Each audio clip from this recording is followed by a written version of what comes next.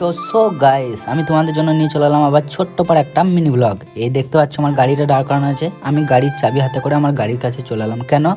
আমাকে cameraman call করলো, ও চুল কাটতে যাবে, তাই আমি গাড়ির কাছে চলে এলাম। ওর জন্য একটু অপেক্ষা করছি, হয়তো দুষ্টুমি করতে করতে ছুটে ছুটে চলে এলো। গাড়িটার তেল খুব কম, তাই খুব স্পিডে গাড়িটাকে চালিয়ে পেট্রোল পাম্পের কাছে এলাম।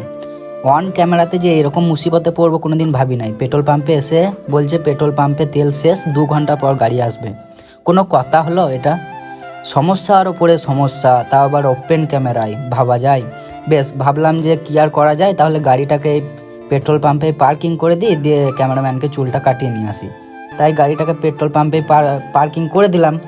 পার্কিং করে আমরা হেঁটে হেঁটে যাচ্ছি সেলুনের দিকে, যে ক্যামেরাম্যানকে চুলটা বেশ সুন্দর করে কাটিয়ে দিতে হবে। হেঁটে হেঁটে এসে আবার দেখি যে সেলুনও বন্ধ। ভাবা যায়? ওরে বাবা রে, ওপেন ক্যামেরায় আমি এরকম সমস্যায় কোনো দিন পড়ি নাই। প্রথমে গাড়ির তেল শেষ, তারপর পেট্রোল পাম্পে তেল শেষ, তারপর আবার সেলুন বন্ধ।